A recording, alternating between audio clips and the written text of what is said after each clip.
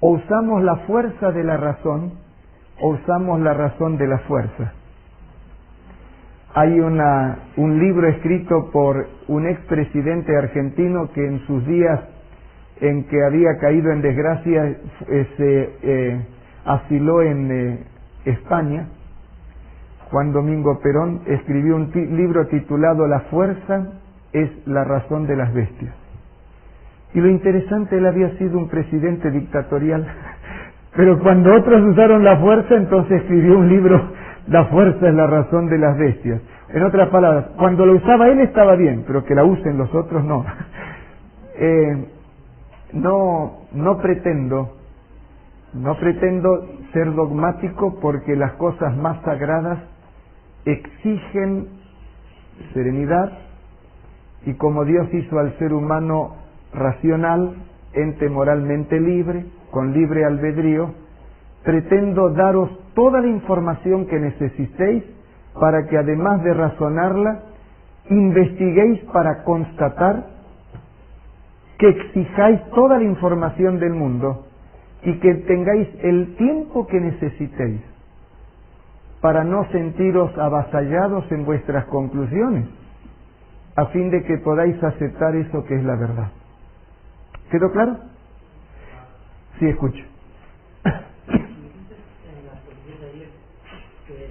griego había diferencia entre Petros y Petra.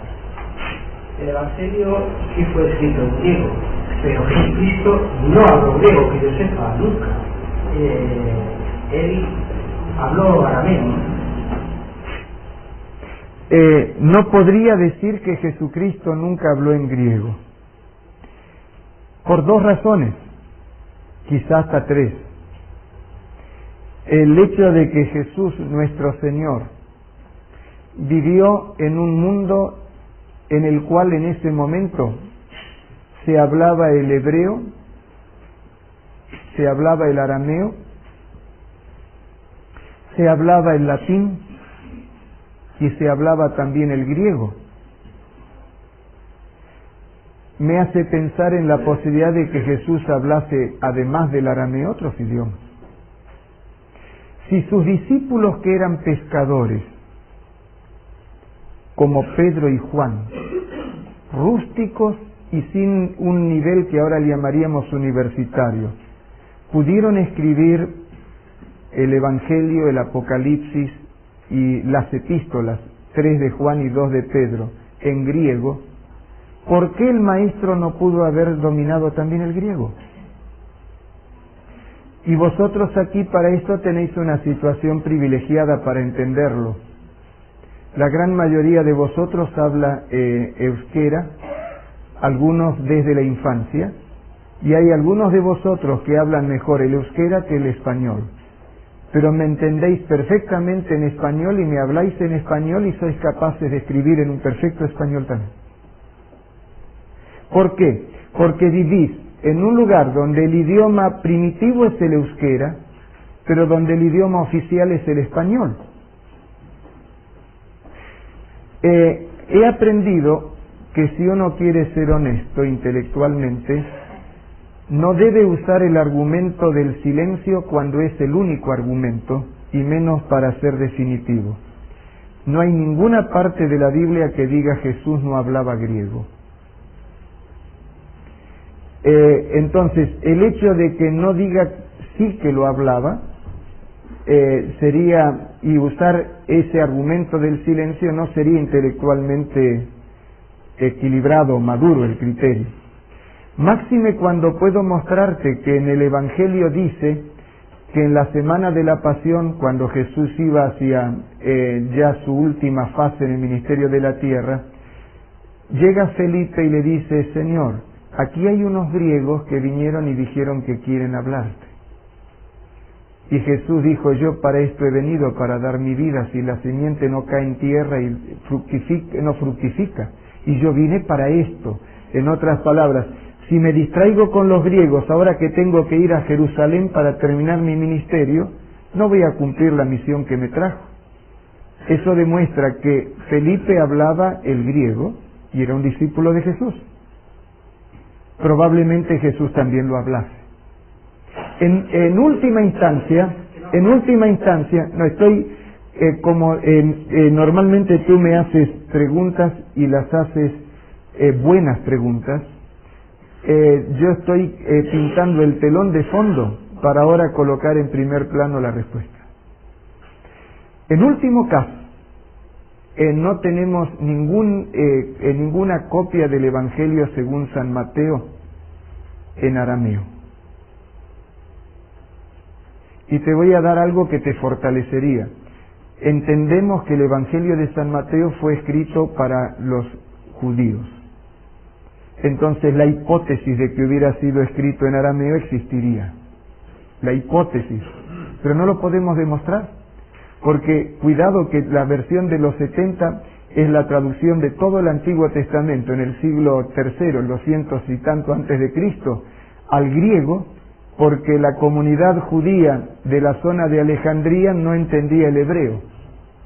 Y algunas citas que Jesús usa y que San Pablo usa y que San Pedro usan en el Nuevo Testamento, por la manera como están redactadas, demuestra que fueron tomadas de la versión de los 70.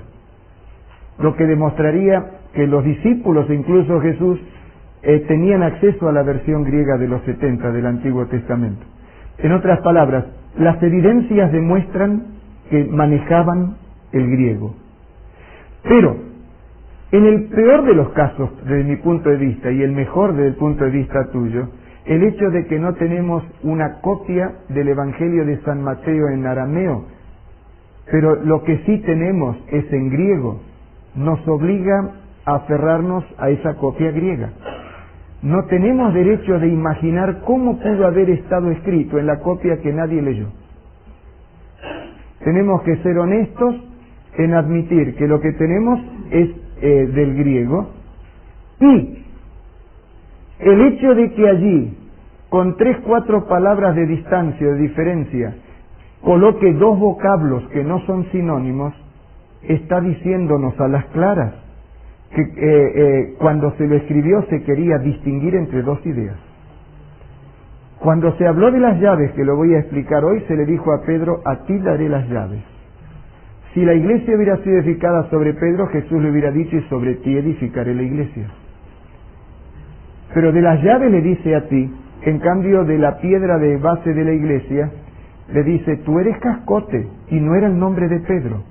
Como bien me mostró el amigo aquí en el comentario de la Biblia de Jerusalén, dice bien clarito que ese nombre no existía, lo inventó Jesús. Debe haber sido una especie de sobrenombre. Y ese sobrenombre que inventó significa cascote, canto rodado, piedrita movediza. Y Jesús ahora contrapone la piedrita movediza que es él con la otra palabra que es acantilado, manto rocoso. Un manto rocoso, una roca, es piedra, y el canto rodado es piedra, pero son piedras diferentes. El sentido es distinto. Y eso es lo que en el pasaje de San Mateo está muy claro. Y he aprendido que tenemos que aceptar que lo que está escrito,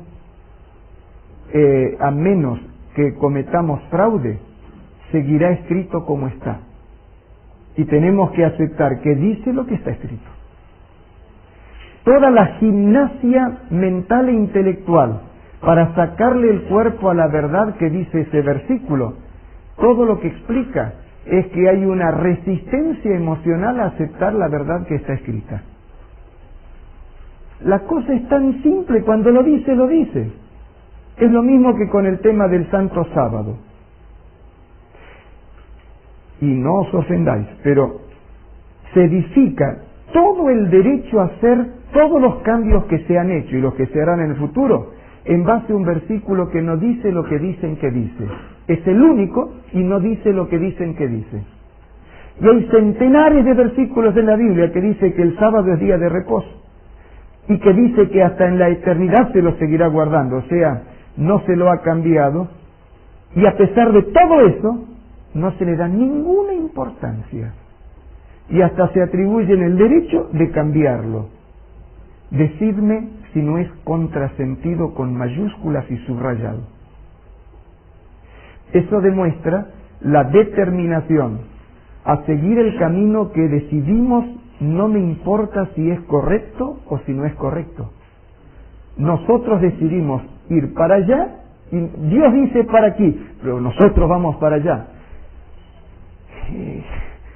Eso espiritualmente es gravísimo. Y por eso es que las profecías de Apocalipsis fueron reveladas con la elocuencia que están reveladas, para que nosotros abramos los ojos. Y ahora os daré una explicación que os pintará no como perverso a todo el que no entienda. Si hoy termino este tema de Pedro y la piedra, mañana reanudo lo de Apocalipsis con Apocalipsis 17. Y en Apocalipsis 17, igual que en Apocalipsis 18, dice que Babilonia ha embriagado a la humanidad con el vino de sus doctrinas. Y la razón por la que Dios dice que la castigará encima de los otros seres humanos es porque ha hecho ese daño terrible de embriagar a la humanidad con el vino de sus doctrinas. Un borracho perdió la lucidez para razonar. Y no importa cuántas razones se le presenten, no lo va a poder entender hasta que se despeje. Y por eso es que hay cosas que ni harían falta que tenga una revelación bíblica para entenderlo, como cuando la Biblia dice que las imágenes no tienen ojos y no ven, tienen oídos y no oyen, no pueden razonar, y el mandamiento dice no te hagas imágenes ni le rindas culto. Cualquiera que piense y razone dice, yo pienso, yo tengo cerebro, estoy encima de un objeto inanimado como una imagen. No puedo pedir protección a una imagen o a un amuleto que lleve colgado en el cuello cuando no tiene vida, no tiene un cerebro para pensar, no puede hacer decisiones. Si yo no lo cambio de lugar, no se cambia de lugar. Pero ahí hay un asunto emocional donde se bloquea la razón y que te puede ayudar a entender lo de Apocalipsis 17 y 18. Pero vamos a dejarlo de mañana para mañana, porque la hora me está diciendo que ya tal vez ni debiera dar las diapositivas, pero las prometí. Vamos a apagar las luces, así como lo sabéis hacer, para explicar lo de las diapositivas que tenemos aquí. Estamos en la ciudad de Lima. Esta es una estatua a Simón Bolívar, que a los historiadores españoles no les debe causar mucha gracia, porque junto con José de San Martín lucharon en la independencia de las colonias de Sudamérica en relación con España. Decía Rafael que la historia la escriben los que ganaron.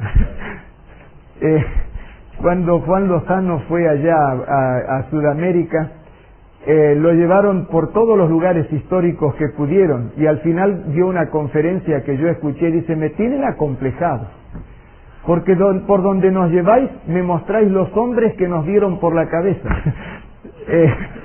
Así que quisisteis honrarme, pero me acorralasteis con la historia. Así que ahora con un poco de temor digo que Simón Bolívar fue ese hereje político que hizo que se liberara parte de Sudamérica de la dominación política y de otro orden que España tuvo por ahí. Frente a eso está lo que estamos viendo ahí en el fondo. Esto que vemos aquí es la entrada actual del Palacio de la Inquisición. En realidad, esta es la entrada, perdón, aquello era el cuartel de bomberos. Esta es la entrada actual. Funcionó durante varias décadas como la Cámara de Diputados. Supongo que es lo equivalente de la Diputación aquí. No, Parlamento. ¿Y qué es Diputación entonces? La Diputación es el gobierno provincial, diríamos. Oh. Es que aquí somos muy complicados. Debe ser. Bueno, es problema de código. ¿Recordáis lo que decíamos con lo del código en el Seminario de Vida Familiar? Resulta que cuando el general San Martín, viniendo de Argentina, contribuyó en la emancipación, primero argentina, después chilena, después llegó a Perú. No sé cómo explicaros esto, porque estaréis pensando todo lo que habéis perdido por culpa de mi compatriota San Martín, que era hijo de españoles. Pero con toda la deuda externa que tienen esos países, no perdisteis nada. De todos modos, cuando llegó San Martín allí a Lima, la fachada original de la Inquisición era esta. Pero resulta que junto con la salida de las tropas españolas, el pueblo que estaba enojado contra las tropas españolas también estaba indignado con el tribunal de la Inquisición y demolieron la fachada, intentaron demoler todo el edificio.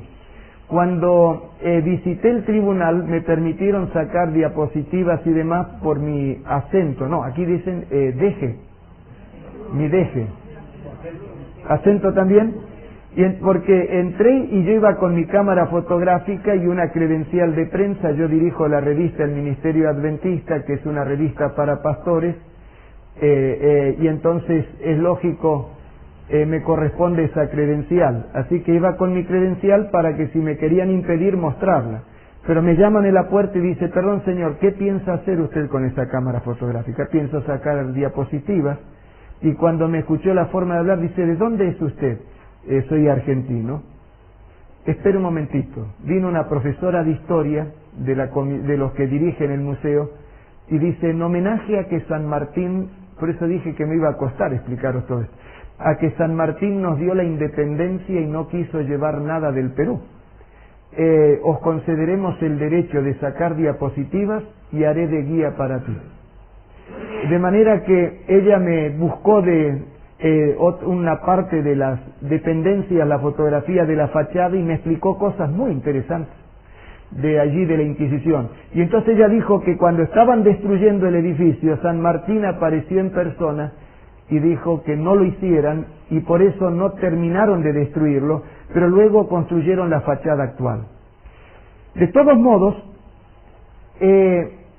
no habían descubierto lo que había en los sótanos, que con entradas camufladas ofrecía un espectáculo que es el que se conoce ahora. Se usó para la Cámara de Diputados, para el Palacio Legislativo, actualmente funciona para la biblioteca del Palacio Legislativo, ya que el Palacio Legislativo tiene otro edificio en este momento, pero hasta hace pocos años funcionaba.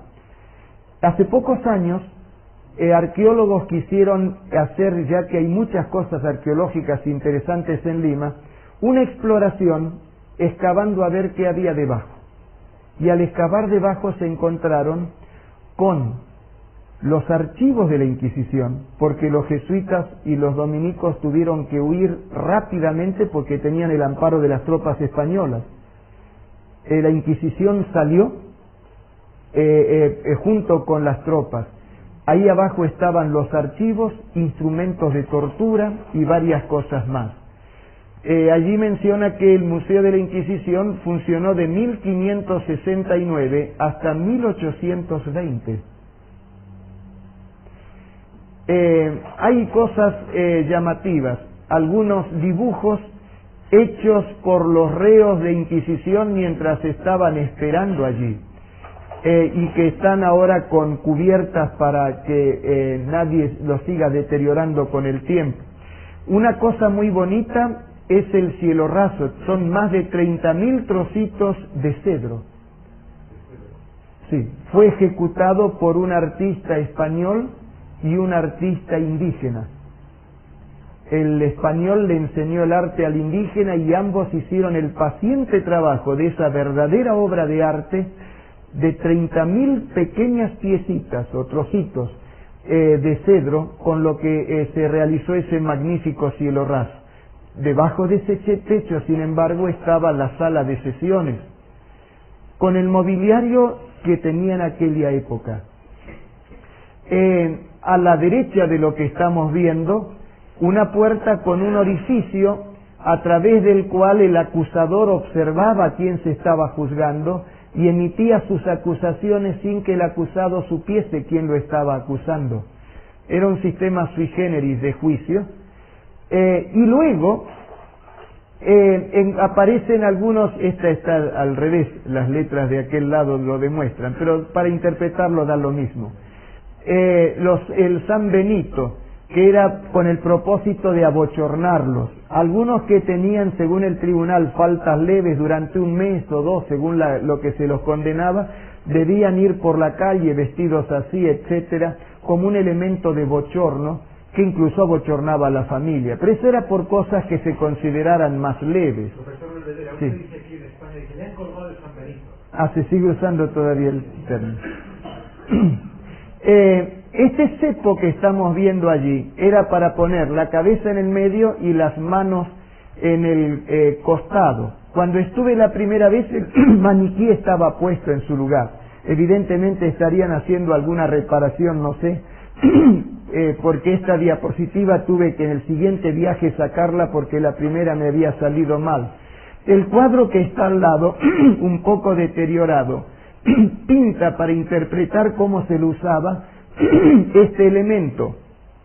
Como os dije, la cabeza en el hueco mayor del centro, las manos en los dos menores, y entonces el funcionario de la Inquisición castigándolo para que hiciese confesión de sus creencias. A veces en la tortura se usaba ese otro elemento que después lo veremos colgado a la pared, que está un poco hacia nuestra derecha. Allí lo tenéis, junto con algunos otros instrumentos utilizados tanto en los interrogatorios cuanto también en las presiones para que renunciasen a la disidencia teológica. Debo reconocer que también los considerados brujos eran juzgados por la Inquisición. No solamente los disidentes lectores de la Biblia, pero hay muchísimos expedientes de la Inquisición donde por el hecho de guardar el sábado los consideraban projudaizantes y iban a parar a la hoguera en un auto de fe para extirpar esa disidencia. Aquí estamos viendo el lugar donde los reos esperaban para ser juzgados, con cepo y demás. Diríamos, bueno, en ese caso es como en cualquier prisión que tienen que estar esperando. Uno de esos cepos era para colocar con las piernas en esa posición no natural, lo cual producía terribles dolores. Este es otro de los elementos, si me permitís la expresión, francamente inhumanos.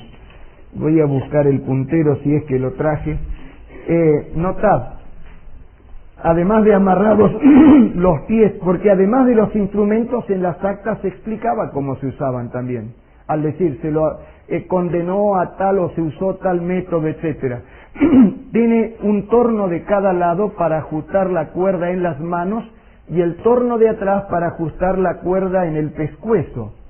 Eso lo llamaban mancuerda, y iban ajustando de a poco, de manera que al faltar circulación sanguínea en las extremidades, la situación se tornaba terrible, y cuando comenzaban signos de asfixia por la opresión en el cuello y la convicción de parte del acusado de que ya está a punto de morir, elementos usados para convencer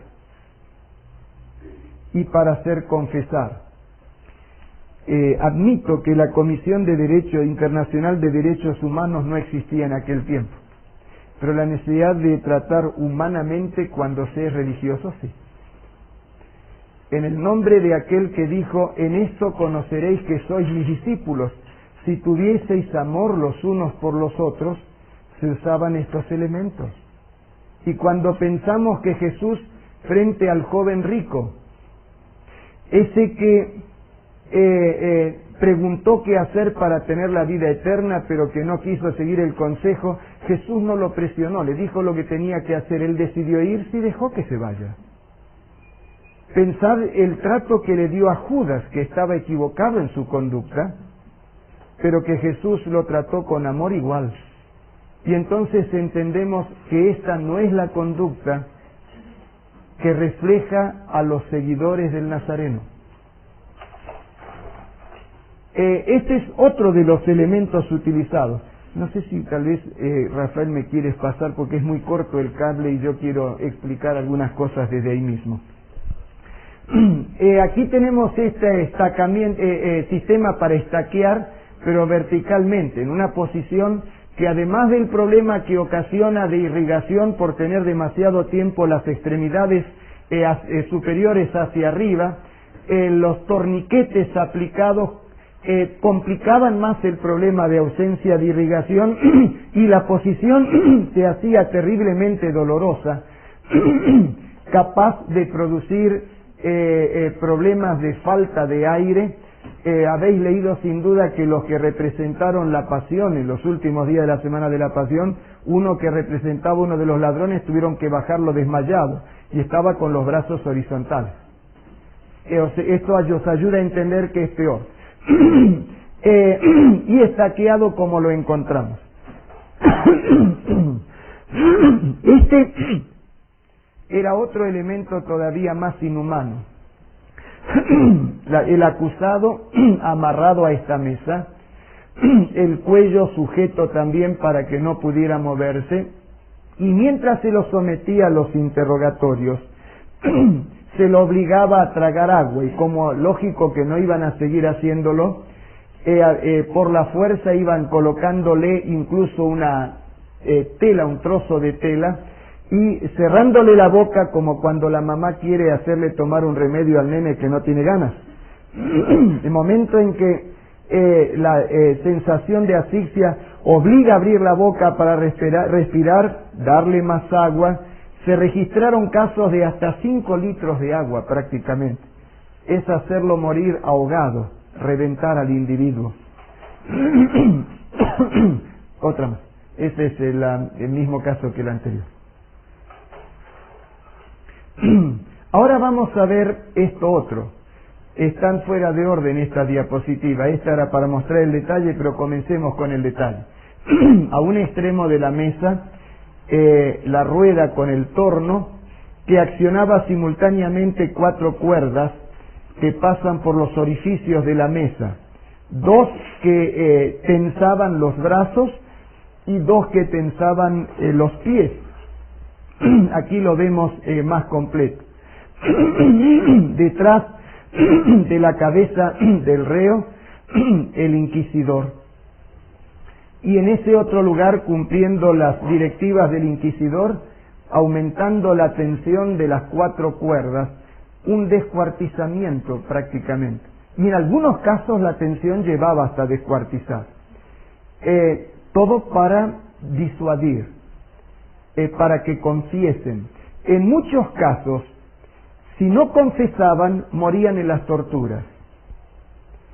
Y cuando confesaban, solían condenarlos a muerte para que mueran salvos y no se retracten para volver otra vez a la herejía. Era muy difícil salir con vida si se comprobaba disidencia teológica en relación a Roma. Decía claramente la profecía que iba a tener poder para perseguir durante 1260 años, desde 538 a 1798. El poder legal lo perdió exactamente en 1798, pero en las colonias todavía se extendió 22 años más en el Tribunal de Lima. Y en España el Tribunal de Inquisición fue suprimido por la Constitución de 1802 en las Cortes de Cádiz, pero cuando viene Fernando VII, el deseado, la impone otra vez, y hasta la época de Isabel II, la madre de Alfonso XII, hubo torturas por la Inquisición en España, hasta 1800 y algo hubo en España también, o sea, se pasaron. La siguiente. Colocado en este cepo, amarrado, los pies hacia afuera, untados con grasa y con el brasero debajo, con el propósito de convencerlos de que debían aceptar la sana doctrina, entre comillas. Siguiente. Además de la fila de cepos, del otro lado las celdas inhóspitas, en las que esperaban a veces hasta 2 años allí, porque reunían de todo el virreinato del Río de la Plata, reunían también de la Capitanía General de Chile, reunían del virreinato del Perú a los condenados, y en una fecha indicada en la plaza principal desarrollaban el llamado auto de fe. En algunas ocasiones juntaban a lo largo de 1 o 2 años hasta 2000 condenados.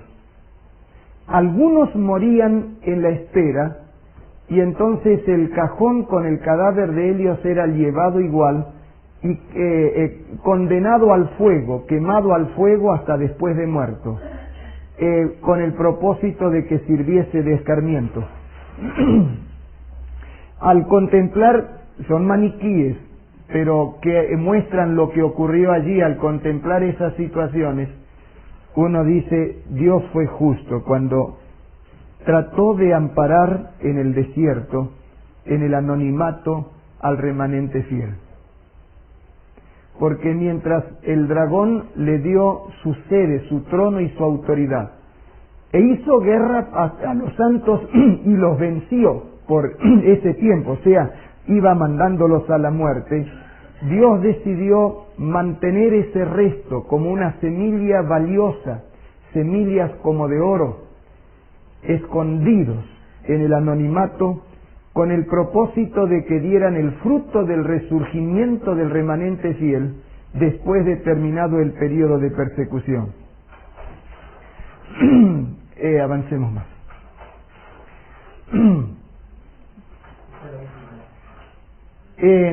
Aquí esta me salió un poco movida porque no tenía trípode ese día y tuve que darle más exposición, muy abierto el diafragma y muy lenta la velocidad por la escasa luz. Pero es un cuadro que representa un auto de fe. No sé si un poquito más no se puede enfocar, pero no sé si se podrá. Representa, no, evidentemente no, un auto de fe. Donde la historiadora que me sirvió de guía me dijo que hubo autos de fe donde hasta 2000 fueron condenados en el auto de fe.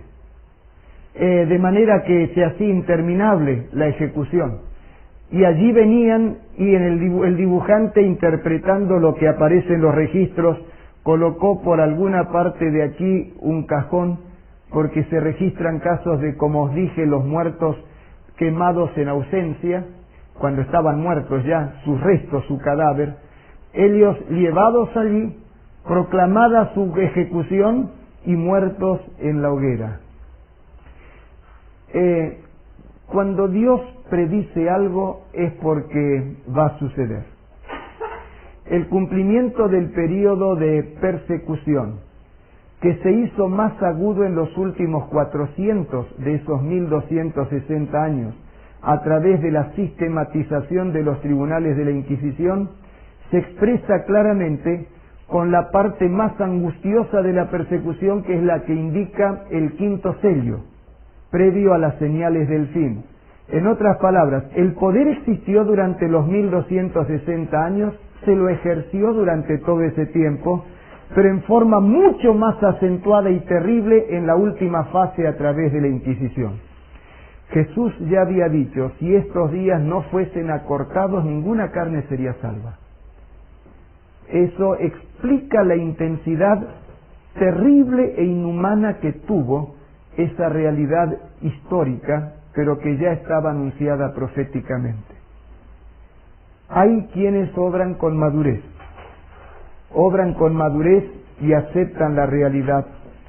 Hay quienes frente a la realidad actúan como la mamá que siempre dijo que el hijo era travieso, que era la piel de Judas, pero el día que la maestra la llama para decirle que el niño hizo una travesura en la escuela, se enoja con la maestra y defiende al hijo. Eso es emocionalismo. Algo que probablemente sea el proceso mental y emocional que algunos de vosotros podéis estar viviendo en este momento. Y eso lo mencionaré para que, entendiéndonos a nosotros mismos, podamos entender mejor lo que Dios nos enseña. hay algunas personas que tienen un conflicto entre su mente y sus emociones. Alguno del público que está en esta noche aquí me dijo, la verdad es que claro queda claro, transparente, muy claro. El problema está ahora en reconocerlo. Claro está, el problema es reconocerlo. Es una forma más suave de decir dar el brazo a torcer. Pero es que no quiero torcerle el brazo a nadie. No es dar el brazo a torcer, es entender y aceptar, porque lo que dice Dios en su palabra siempre es bueno, siempre es para nuestro bien, siempre es para nuestra salvación. No voy a preguntar cuánto sentisteis eso, porque no quiero exponeros en público algo que es muy íntimo. La privacidad es un derecho que Dios confiere a cada ser humano. Pero ahora sí, os voy a decir otra cosa. ¿Por qué razón hay cosas que las miramos, las entendemos bien, pero como si una voz adentro nos dijera, no puede ser? El sentido común me dice que no puede ser. ¿Sabéis qué es el sentido común? El sentido común se parece mucho a la intuición de las mujeres. Y tengo un amigo que me definía la intuición femenina así. Intuición femenina es la voz secreta, pero muy secreta, que le dice a una mujer que tiene razón aunque esté equivocada. Ahora, el sentido común, ¿qué es? Me abrió la mente para entender esto cuando discutíamos en las clases de nutrición de la Universidad de Loma Linda los principios de salud. Nos decía allí el doctor Register, el jefe del departamento de nutrición de la facultad, que los hábitos de nutrición se encuentran entre los hábitos más difíciles de cambiar a una persona, al punto de que hay sociólogos que dicen que demora 3 generaciones cambiar los hábitos de nutrición de alguien. En otras palabras, el que lo entendió la primera generación, pero sigue comiendo lo de siempre, solo que mientras come le dice a los hijos que lo ideal sería comer de otra manera. Los hijos que escucharon al padre y cambian un poco, y que mientras están comiendo a medias, le cuentan a los nietos, o sea, a los hijos de los hijos, que el abuelo decía y que tenía razón, y recién en la 3ª generación se produce el cambio. ¿Por qué? Por el problema del famoso sentido común. ¿Y qué es el sentido común? Bueno, investigando un poco más lo entendimos y ahí se discutió en el aula. Y entonces lo que sabemos es que el sentido común, esa norma inconsciente de vida, o sea, un patrón automático de conducta que nos dice que esto está bien o que esto está mal, es el resultado de la amalgama de 3 elementos. Yo tuve el privilegio de estar estudiando en Estados Unidos y escuchar, Rafael, que los norteamericanos, que tampoco simpatizan mucho con los sudamericanos, así que yo estaba como sapo de otro pozo, decían, el problema de los europeos es que no tienen sentido común. No tienen sentido común. Pero tuve el privilegio ya por 3ª vez de pisar Europa, y cuando se me hacen amigos, algunos me dicen, oye, el problema de los norteamericanos es que les falta sentido común. En otras palabras, ¿y cómo puede ser que los de allá creen que les falta sentido común a los de aquí y los de aquí que creen que les falta a los de allá? Entonces quiere decir que el sentido común es algo subjetivo, no es objetivo, como la fórmula química del agua, H2O. Quiere decir entonces que no hay tal cosa como un sentido común absoluto en el que podamos confiar ciegamente. Es subjetivo. Por eso es que los que han vivido juntos aquí todos, ven como normal la manera como se ha vivido aquí siempre, y los de allá ven como normal la manera como se ha vivido allá. Ahora, ¿Cuáles son los tres ingredientes que forman el sentido común? El primero de ellos, lo que nos enseñaron. No me da el tiempo hoy para explicar el proceso de aprendizaje y con las tres áreas más profundas. Pero lo que nos enseñaron de niños se transforma en nuestra dogmática. Eso que nos dijeron, el hombre no llora. Mentira que no llora. Pero entonces el hombre trata de no llorar por lo menos frente a otros. Porque es una dogmática. Una dogmática. El hombre no llora. O tantas otras cosas dichas en forma de refranes. Todos esos refranes que usamos son la dogmática comunitaria. Nos lo enseñaron sin pensar, sin razonar. Incluso lo de... la Biblia dice, tú eres Pedro, sobre esta piedra edificaré mi iglesia. Está clarito, Pedro es papa, los sucesores de Pedro son papas, todos son infalibles. ¿Y dónde dice eso en el versículo? Uno lo lee y no dice, tú eres papa infalible y tus sucesores serán papas infalibles también. Pero nos lo enseñaron en el plano de la dogmática y nos lo dijeron tantas veces que se grabó en nuestro subconsciente y entonces lo decimos automáticamente y lo usamos como norma, como patrón, sin razonarlo. Es como los rezos, lo repetimos tanto que aunque no pensemos lo que dice, sale automáticamente. Y eso lo tengo probado, no digo hasta el cansancio, pero cuando hablo de la venida de Cristo, digo, en la mitad del credo dice que Jesús va a venir otra vez. Y me miran raros.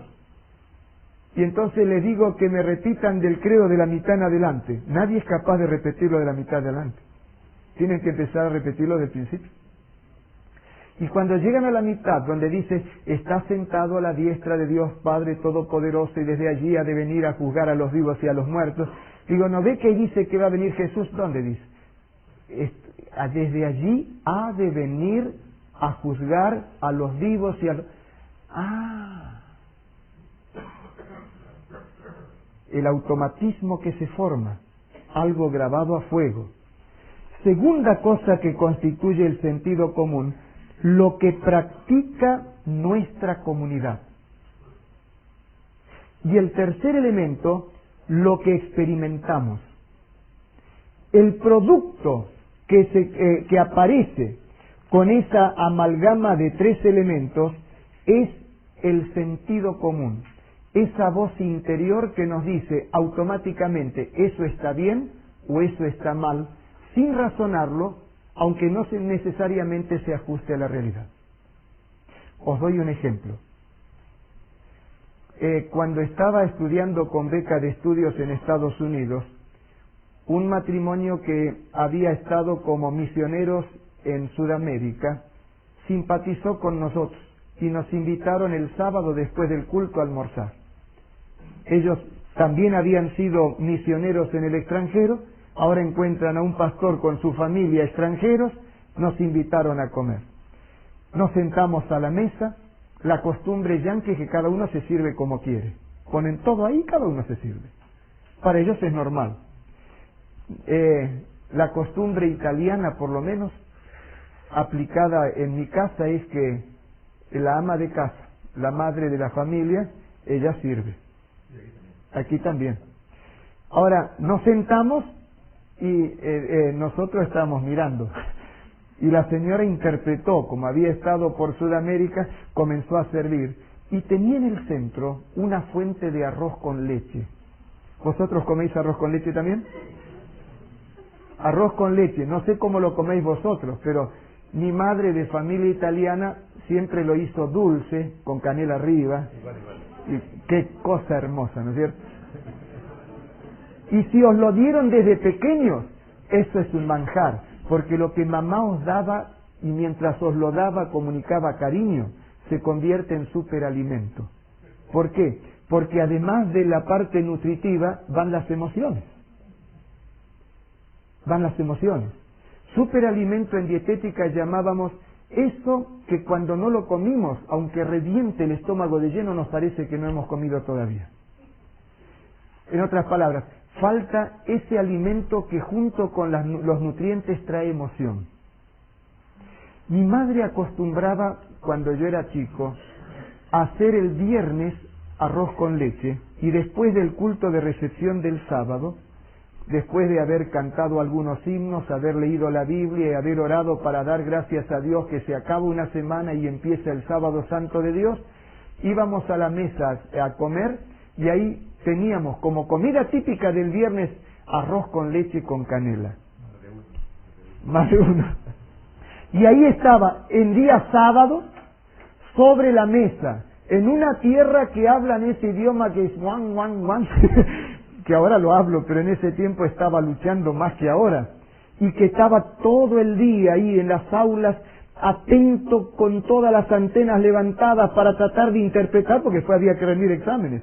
Y lo que no entendía ahí, buscar las notas de compañeros y después ir a la biblioteca. Entre el aula y los libros me gastaba 16 horas por día, porque estaba aprendiendo el idioma y las materias juntas, y eso se pone más pesado.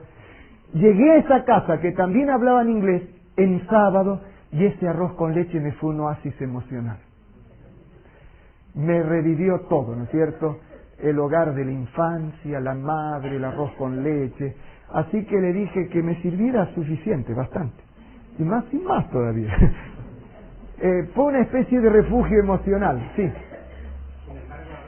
No, ya le digo enseguida. Espera. De arroz con leche. Y ellos hablaban en inglés y yo seguía paseando en mis recuerdos.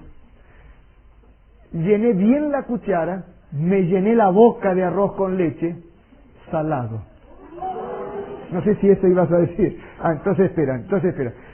Salado. Traté de tragarlo y las mujeres son más intuitivas, dice, pastor, something is wrong. Pastor, alguna cosa anda mal. No. Pero, ¿hay algún problema?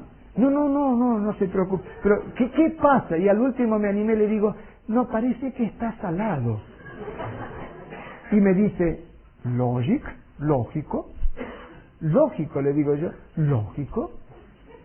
¿Cómo no va a ser salado? Digo, ¿qué? ¿Vosotros coméis el arroz con leche salado? Claro, lógico. Tiene que ser salado. ¿Que vosotros no lo coméis salado? No, nosotros lo comemos dulce. ¡Dulce!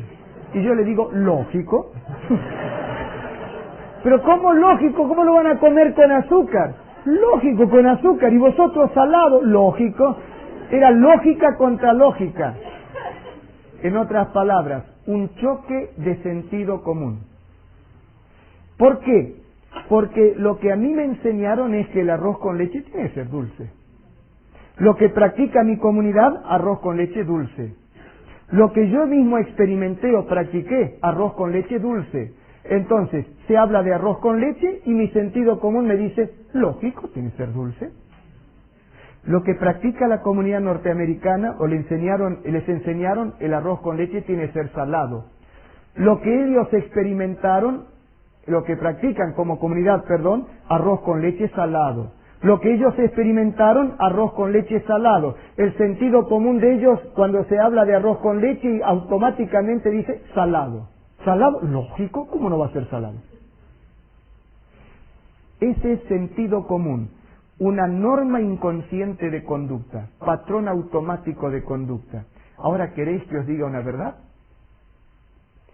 Cuando se mezcla el azúcar con la leche, se produce un derivado, una reacción química, que bloquea la asimilación del calcio de la leche.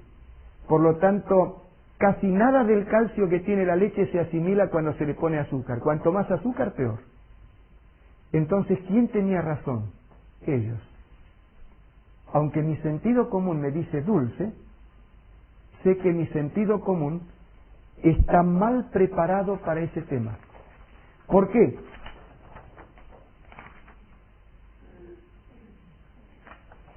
¿Cómo iba esto? Ahí está. Lo voy a correr un poquito más, ahora sí. Lo que a mí me enseñaron sobre el arroz con leche estaba equivocado.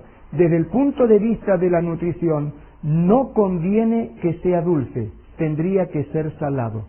Eso que a mí me explicaron eso que practica mi comunidad, eso que yo mismo experimenté, estaba equivocado. Por lo tanto, mi sentido común también está equivocado en eso.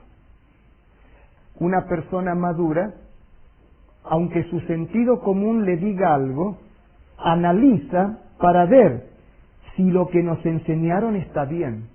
En otras palabras, el sentido común automáticamente aprueba o rechaza. Si el sentido común estuvo bien instruido, integrado por una correcta enseñanza, está integrado por correctas prácticas de la comunidad, por correctas vivencias, el sentido común me orientará correctamente. Ahora, si mi comunidad me enseñó algo contrario a lo que dice la Biblia, si mi comunidad practica algo contrario a lo que dice la Biblia, si yo mismo lo he practicado, mi sentido común me dirá que es lógico desobedecer eso, aunque lo diga la Biblia 4000 veces. ¿Qué hacer? Entonces tendremos que reacondicionar nuestro sentido común y usar la razón, que es más importante que ese patrón automático. Frente a lo nuevo, si no armoniza con los antecedentes que tenemos aquí adentro, lo rechazamos, no porque esté malo o porque esté bueno, sino solo porque no armoniza con este ordenador que tenemos acá. No hay antecedente en el ordenador, lo rechazamos. Pero nosotros somos seres racionales y tenemos que ver qué cosa es verdad, esté o no esté de acuerdo con los antecedentes anteriores, porque desde que el diablo introdujo el pecado en el mundo, el diablo que engaña al mundo entero, dice la Biblia, se ha encargado de colocar en todos nuestros ordenadores mentales informaciones incorrectas para que rechacemos la verdad de Dios. Por lo tanto, os sugiero respetuosamente de honrar esa imagen de Dios que el Creador puso en el hombre. En otras palabras, lo que nos hace superiores a los animales no es respirar, ellos respiran también. No es tener un corazón que late, el corazón de ellos también late. No es tener un cuerpo que se autorrepara, el cuerpo de los animales también se autorrepara. Lo que nos hace diferentes es la capacidad de razonar, de entender y de decidir racionalmente, no solo instintiva y emocionalmente. Vamos a honrar esa gloria que Dios puso en el hombre, la capacidad de pensar y de razonar, analizando las cosas y aceptando lo que es verdad, aun cuando esté contra nuestras emociones, aun cuando el sentido común nos diga dulce cuando tiene que ser salado. Esto se explica por qué los judíos crucificaron a Cristo. El sentido común de ellos estaba mal. Ellos les habían enseñado que el Mesías los iba a librar de los romanos. La comunidad creía eso, ellos lo pensaban individualmente, y cuando aparece Cristo, se cumplió en él Isaías 53. Lo veremos, mas sin atractivo para que lo deseemos. Va a ser como una raíz que surgió de tierra seca. Lo vamos a rechazar. Y entonces dice, será varón despreciado y desechado entre los hombres. No hay en él parecer ni hermosura para que lo deseemos. El sentido común de ellos, mal alimentado, rechazó a Cristo y prefirieron pedir la libertad del asaltante, del saboteador, del criminal, del asesino, del ladrón Barrabás y mandar a la cruz a Cristo. ¿Queréis un mejor ejemplo en religión ahora? Ya dejad el arroz con leche en paz. Un mejor ejemplo en religión de lo que significa un sentido común mal organizado, mal orientado. Vamos entonces ahora al estudio del tema de hoy. Habíamos visto lo de Pedro, la piedra y la iglesia. Y espero que lo repaséis después, no olvidándoos de lo que significa sentido común y de lo que significa revelación de Dios. Vamos ahora a ver lo de atar y desatar, lo de las llaves, todo eso que también es importantísimo entenderlo. Busquemos nuevamente San Mateo capítulo 16. San Mateo el capítulo 16, versículos 16 en adelante. Profesor Calonge lo va a leer. Respondió Simón Pedro, dijo: Tú eres el Cristo, el Hijo del Dios viviente. Entonces le respondió Jesús: Bienaventurado eres Simón, hijo de Jonás, porque no te lo reveló carne ni sangre, sino mi Padre que está en los cielos. Y yo también te digo que tú eres Pedro, y sobre esta roca edificaré mi iglesia, y las puertas del Hades no prevalecerán contra ella. Aquí te daré las llaves del reino de los cielos, y todo lo que atares en la tierra será atado en los cielos, y todo lo que desatares en la tierra será desatado en los cielos. Entonces mandó a sus discípulos que a nadie dijesen que él era Jesús el Cristo. Lo importante del diálogo era Jesús el Cristo, o sea, Jesús divino, Jesús roca. Ahora, a Pedro le dio las llaves, eso es verdad, ahí está escrito.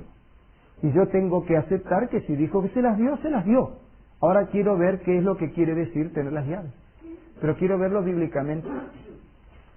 Entonces voy a empezar por lo que llamaríamos comenzar a prender la luz en el salón, empezar a despejar el camino para poder movernos en el trabajo.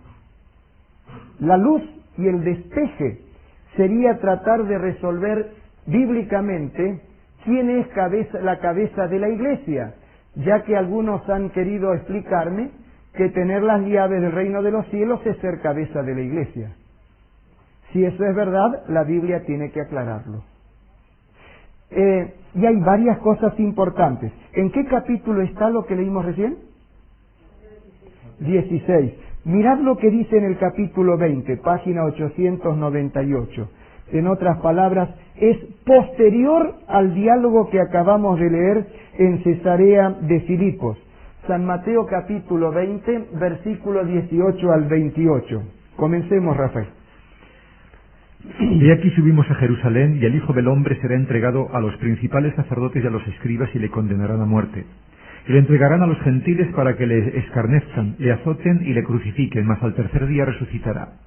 Entonces se le acercó la madre de los hijos de Zebedeo con sus hijos, postrándose ante él y pidiéndole algo. Él les dijo: ¿qué quieres? Ella le dijo: ordena que en tu reino se sienten estos dos hijos míos, el uno a tu derecha y el otro a tu izquierda. Interesante.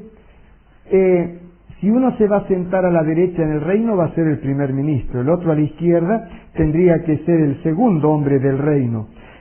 Como esto es en el capítulo 20, Jesús podría haberle dicho hace 4 capítulos atrás, claro, no estaba escrito en capítulos en ese momento, pero hace un par de días yo acabo de decir que Pedro va a ser el que va a estar a la derecha, así que el de la izquierda podría concederlo, pero los otros no. Eso sí significara que Pedro iba a ser la cabeza de la iglesia, iba a tener el primado. Ahora, ¿qué es lo que contesta nuestro Señor Jesús? Allí leo en el versículo, otra vez el 21 y sigo adelante. Él le dijo: ¿qué quieres? Ella le dijo: ordena que en tu reino se sienten estos dos hijos míos, el uno a tu derecha, el otro a tu izquierda. Entonces Jesús le respondiendo dijo: no sabéis lo que pedís.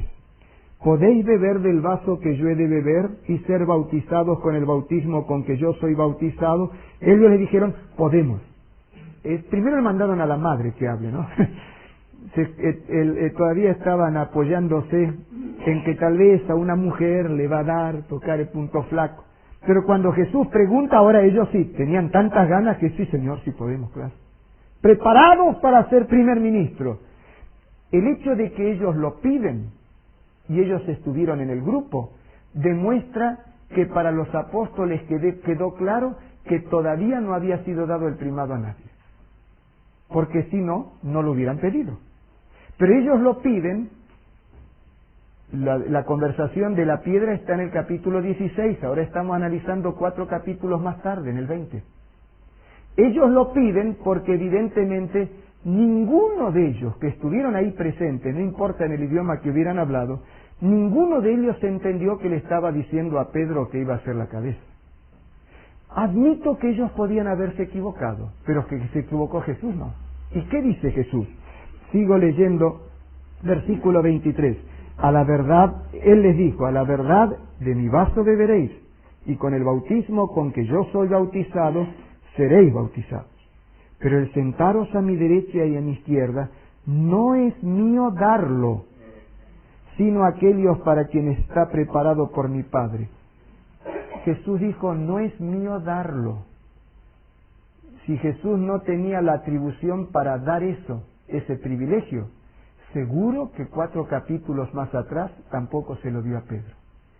En lugar de decir, le di esa preeminencia a Pedro, dice, no está en mi facultad, en este organigrama que hicimos ahí en la Santísima Trinidad, nos repartimos funciones. Y no es función mía dar eso que están pidiendo, ser el número 1 en mi reino, en mi iglesia. Ser el número 1 o ser el número 2. Quiere decir entonces que Jesús no estableció una cabeza tipo monárquica en su iglesia, pero lo vamos a ver mejor todavía. Léeme en el 24 qué pasó después. Cuando los 10 oyeron esto, se enojaron contra los 2 hermanos. ¿Se enojaron por qué? Porque estaban pidiendo ser el primero. Los 10 se enojaron. ¿Cuántos apóstoles eran? 12. ¿Cuántos fueron a pedir ser el primero y el segundo? 2. 12 menos 2, 10. 2 fueron a pedir ser primero y segundo, y 10 se enojaron porque estaban manoteándole lo que querían. O sea, ninguno de los 12 creían que ya la carrera estaba terminada.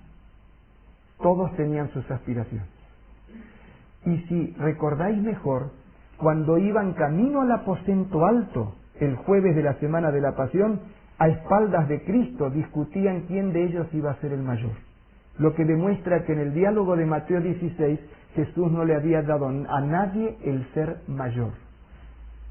Esas palabras que usó Jesús no significaban ser cabeza de la iglesia, porque las siguieron discutiendo todavía casi 2 años más, hasta la misma hora que yendo el jueves, y el jueves de noche es cuando después Judas lo traiciona y de ahí va a la cruz, el día viernes.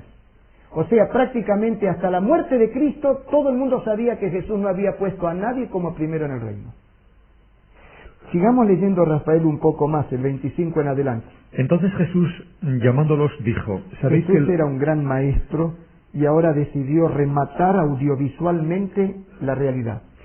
Llamándolos dijo, ¿sabéis que los gobernantes de las naciones se enseñorean de ellas y los que son grandes ejercen sobre ellas potestad? O sea, en las naciones ponen a un rey, ponen a un gobernante. Eso es en las naciones. Todo reino tiene su rey, su gobernante. Ejercen autoridad, se enseñorean.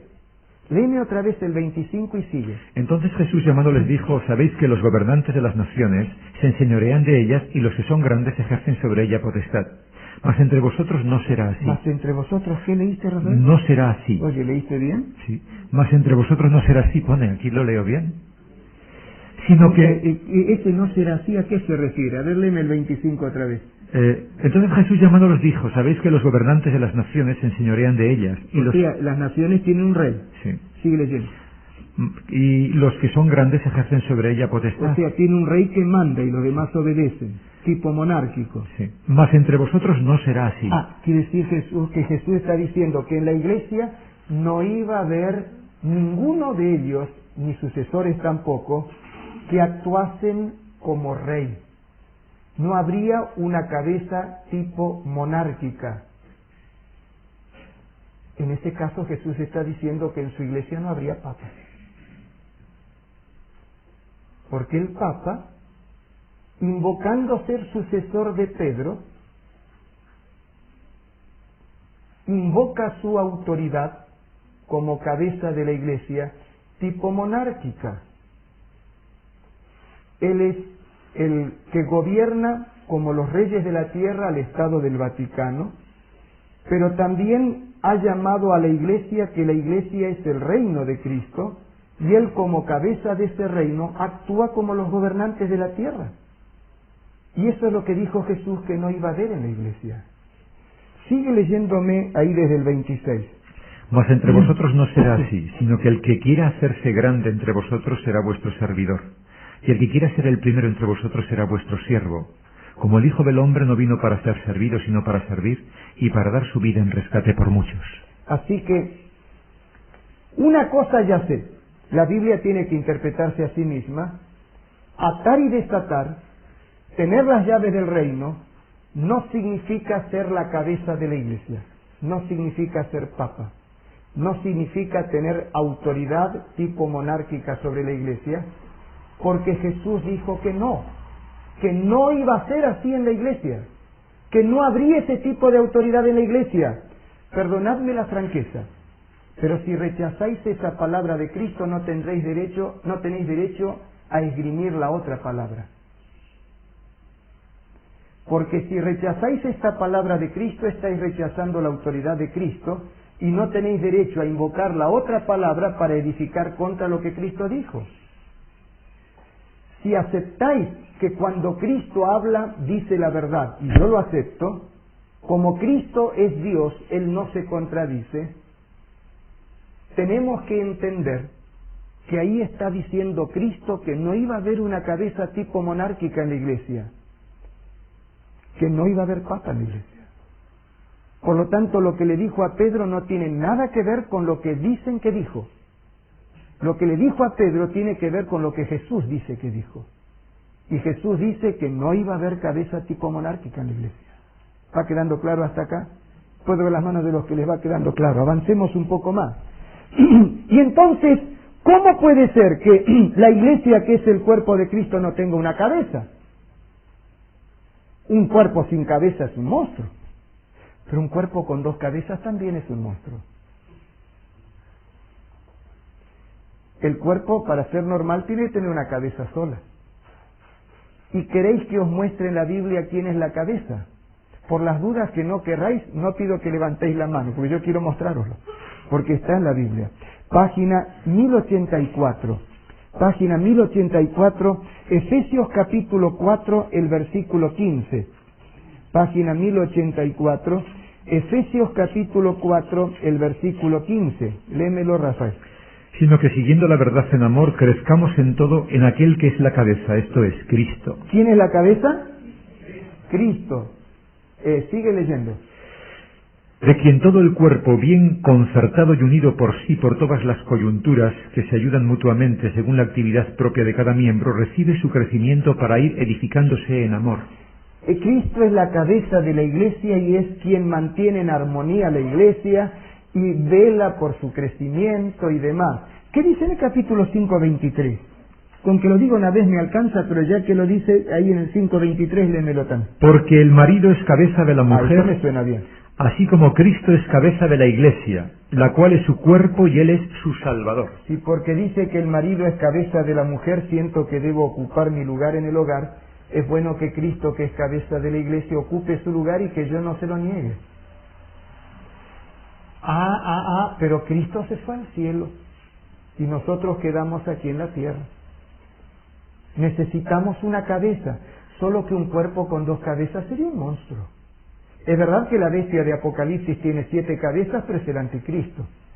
No le agreguéis cabeza al cuerpo de Cristo, no sea que termine como la de Apocalipsis. ¿Qué dice la Biblia sobre esto? San Mateo capítulo 28, en la página 911, página 911, San Mateo capítulo 28, versículos 18 hasta el 20. Y Jesús se acercó y les habló. Ese es el Cristo resucitado en el momento en que se va a ir al cielo. Y Jesús se acercó y les habló diciendo: Toda potestad me es dada en el cielo y en la tierra. Por tanto... A ver, Cristo gobierna en el cielo y Pedro en la tierra, ¿dice ahí? No. A ver, léemelo de nuevo. Toda potestad me es dada en el cielo y en la tierra. Hitler en sus días dijo: Dios en el cielo y yo en la tierra. Fundaré un imperio que durará 1000 años. Hitler quería que Dios en el cielo y yo en la tierra. Dios mandará allá arriba, pero acá mando yo. Pero Jesús ahí le dice a Hitler, o le decía porque ya murió aquel ciudadano, dice: no, toda potestad me es dada. en el cielo, pero también en la tierra. Cristo resucitado, cuando se está por ir al cielo, les dice bien clarito a los discípulos: así como yo tengo potestad en el cielo, yo mantengo la potestad en la tierra, Así que sosiéguense, la autoridad en el cielo y en la tierra, en los dos terrenos, es mía. Sigue leyendo. Por tanto, id y haced discípulos. La iglesia está bajo órdenes. Sí, por tanto, la iglesia no manda, la iglesia tiene que obedecer. Jesús, que tiene la autoridad, dice: id, ¿y qué más? Y haced discípulos a todas las naciones. Así que la iglesia está obligada a predicar porque está bajo órdenes. Quien manda es Cristo. Bautizándolos en el nombre del Padre y del Hijo. Función de la iglesia bautizar también. Del Padre y del Hijo y del Espíritu Santo. Enseñándoles que guarden. Función de la iglesia enseñar lo que la iglesia quiere. El que guarden todas las cosas que os he mandado. No, ya cambió. Tengo que enseñar solo lo que mandó Jesús. Por lo tanto hay que enseñar lo que está en la Biblia y no cambiarlo. Sigue leyendo. Enseñándoles que guarden todas las cosas que os he mandado. Y aquí yo estoy con vosotros todos los días hasta el fin del mundo. Cristo, antes de ir al cielo, dijo: he aquí yo estoy con vosotros todos los días hasta el fin del mundo. No necesitamos otra cabeza, porque el Cristo resucitado vive. El Cristo resucitado, antes de ir al cielo, Él, que es la cabeza de la iglesia, aclaró, el que dijo que no iba a haber una cabeza tipo monárquica en la iglesia, aclaró que Él tiene toda autoridad en el cielo y también en la tierra, y Él aclaró que estaría acompañándonos todos los días hasta el fin del mundo. ¿Por qué es que se nombra sucesor de los papas? Porque se mueren. Pero Cristo no se murió de nuevo. El Cristo que murió fue para pagar nuestros pecados, pero resucitó, ahora vive. Y como vive, no hace falta nombrarle un sucesor. Él vive y retiene todos los poderes en el cielo y en la tierra, y aquí en la tierra prometió acompañar a su iglesia todos los días hasta el fin del mundo. ¿Nos viene a la cabeza Apocalipsis ahora? En el capítulo 1, Cristo caminando con toda la majestuosidad descriptiva que en el lenguaje de símbolos se hace del Cristo post-resurrección y post-ascensión, caminando en medio de los 7 candeleros que son las 7 iglesias. Cristo acompañando a su iglesia a través de los siglos, en las 7 grandes etapas de la iglesia, es lo mismo que dice acá. En Mateo 28 dice: aquí estoy con vosotros todos los días hasta el fin del mundo. Se va al cielo y desde allá, en el lenguaje de símbolos de Apocalipsis, le dice a Juan: acuérdate, Juan, lo que os dije antes de irme. Y entonces aparece en el lenguaje de los símbolos acompañando a su iglesia todos los días hasta el fin del mundo. Él es la cabeza. Y en tercer lugar, entonces ahora, pero ¿y quién es el representante de Cristo? Bueno, la cabeza es Cristo, ya está. ¿Para cuántos quedó claro que Cristo es la cabeza? Todas las manos. Pero un representante tiene que tener. Y para que ese representante realmente valga, debiera ser tan infalible como Cristo mismo. Entonces, ¿quién es el representante infalible de Cristo en la tierra? ¿Seguro? ¿No estáis arriesgando mucho? Yo os lo voy a revelar bíblicamente. Página 993. Página 993. Evangelio según San Juan, capítulo número 14, justamente para después de la época que ellos habían discutido quién iba a ser el mayor, cuando ya Jesús les aclaró que nadie iba a ser mayor. Capítulo 14, el versículo 26. ¿Un voluntario para leer San Juan 14, 26?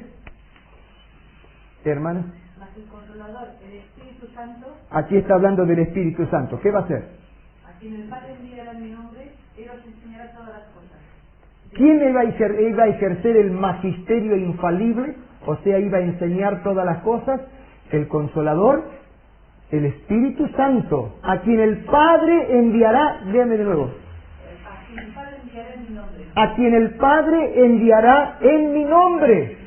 Jesús dice: escuchadme, yo me voy, pero voy a mandar un representante. El Padre va a mandar en mi nombre como mi representante al Consolador. Él va a ocupar mi lugar en mi ausencia. Os consolará de mi ausencia. Al Espíritu Santo, el cual ejercerá el magisterio infalible. Él os enseñará todas las cosas. Ahora empiezo a entender mejor. Hay un representante de Cristo, pero ese representante de Cristo es tan infalible como Cristo mismo. Y cuando tenemos lo mejor, ¿por qué quedarnos con lo peor? ¿Por qué buscar otro cuando Jesús dijo, yo voy a mandar mi representante? El Padre lo mandará en mi nombre. Él me va a representar. Ocupará el vacío que yo produciré al irme. Por eso será llamado el Consolador. Su presencia ocupará el vacío de mi ausencia y os consolará de mi ausencia. Él será enviado en mi nombre. Él viene como mi representante, viene en nombre mío. Y Él tendrá el magisterio infalible. Completó el versículo, ¿verdad, hermano? Recordará todo lo que yo os he dicho. O sea, enseñará todas las cosas, recordará todo lo que dijo el Señor. Y en la página 995, San Juan 16, versículo 13, ¿me lo lees, por favor, Rafael? Pero cuando venga el Espíritu de verdad, Él os guiará a toda verdad, porque no hablará por su propia cuenta, sino que hablará todo lo que oyere y os hará saber las cosas que habrán de venir. Entonces, el Espíritu Santo como maestro infalible y como pastor y guía de la iglesia, os guiará a toda verdad. Ahora empezamos a entender mejor lo que la Biblia quiere decir con la famosa palabra compuesta anticristo, que se pone en lugar de Cristo. Todos los atributos de la divinidad, cabeza de la iglesia, magisterio infalible, cabeza de la iglesia Cristo, magisterio infalible el Espíritu Santo, pastor y guía de la iglesia el Espíritu Santo, todos los atributos de la divinidad se los acaparó para sí el obispo de Roma.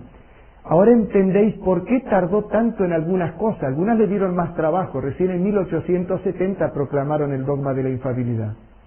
Y no sin grandes resistencias en el conflicto.